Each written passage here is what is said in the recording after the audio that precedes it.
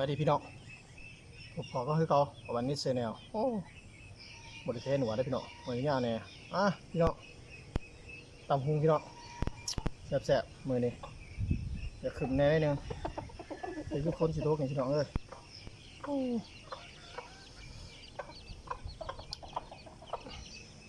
จำก็ขออนุญาตพี่น้องมาแซ่บๆพี่น้องไก่กันเยอะๆอยู่ฝนตก2-3 วันพี่น้องโอ้ตายแล้วไก่เป็นว่าอยู่พี่น้องเลยก็ข้าวเหนียวเขามันยังซิมันเหมือนอยู่น้อยนึงพี่น้องเลย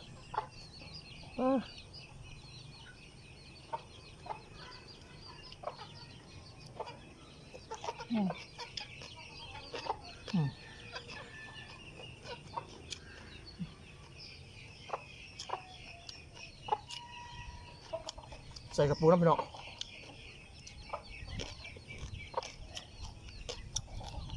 ยังนี่หมักตัวผู้วะหมดแล้วไปน้องเนี่ย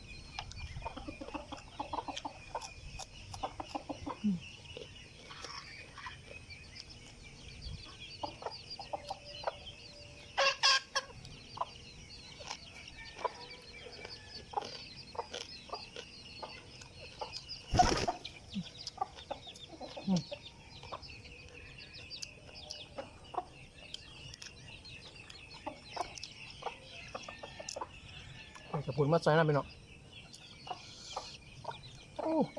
ตามเองพี่น้องเพชรขนาดตามเพิ่งข้ามเพชรกับโบเสีย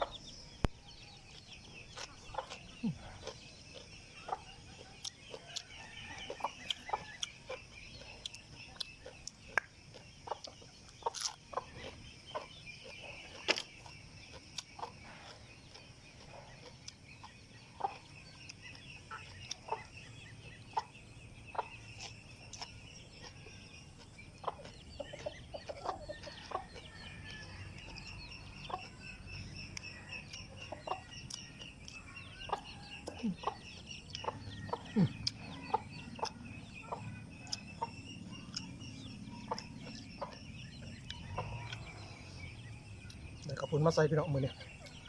ไปตลาดเอง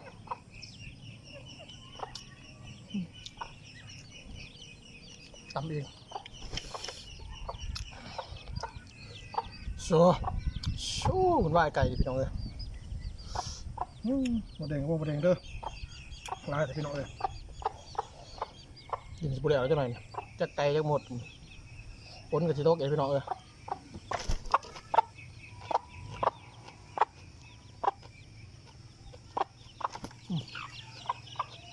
หลอกไก่นี่วะไก่มุกนุ่มบะเกลืออะไรมุ้งเสาเลยกันดิ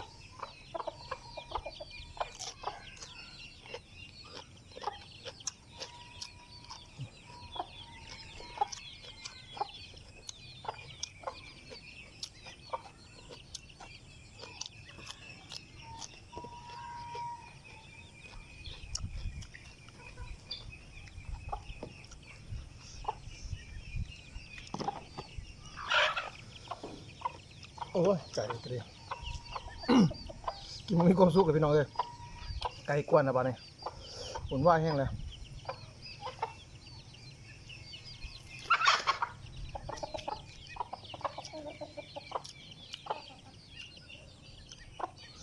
โอ้เผ็ดลายพี่น้อง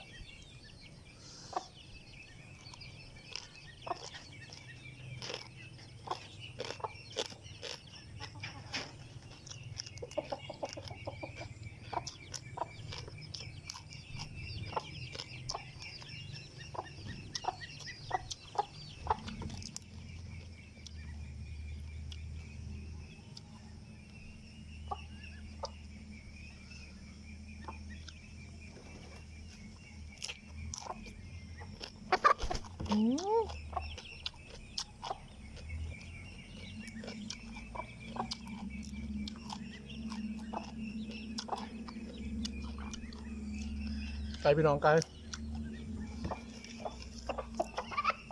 อยากจะลองไก่ชิบินเต้ทำหุงกว่าพี่น้อง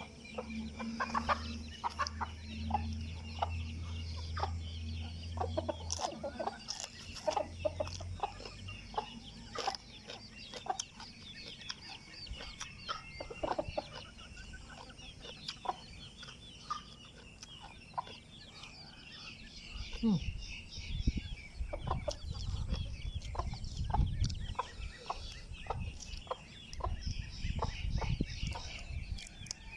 โอ้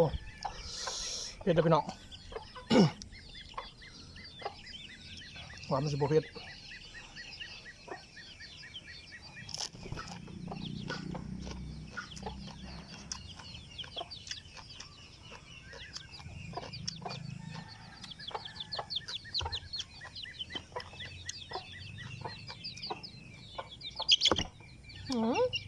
ไก่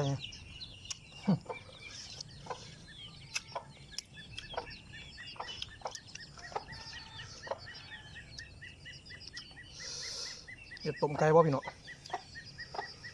มีเบิดไก่ละนี่แต่ไก่น้อย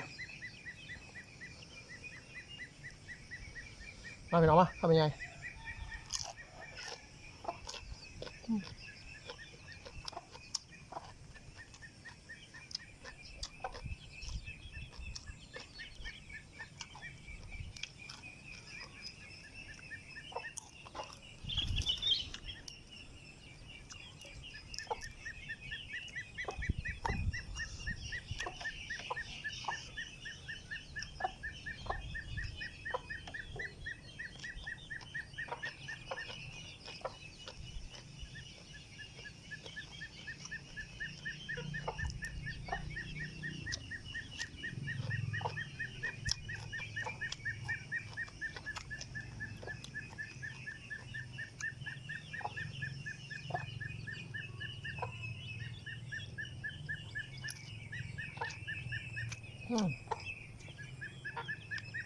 เอาทายพี่น้อง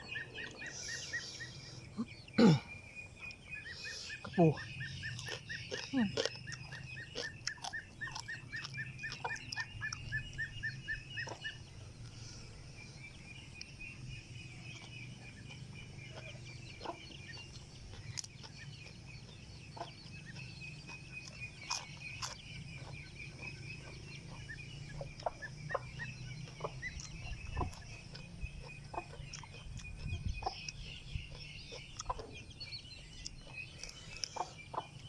มือคือปนอยู่ตรงนี้พี่น้องโอ้เผ็ดไรน้ำตาสิแตกเลยพี่น้อง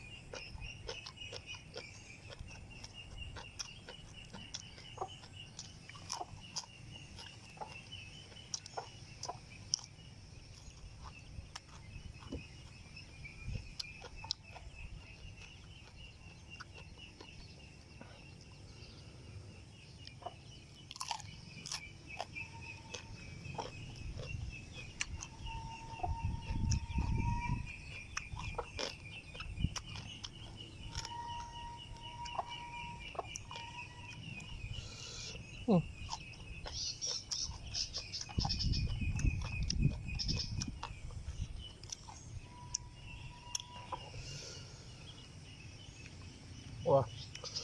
เผ็ดไรไว้เลยพี่น้องครับอยู่ตายพี่น้องโอ้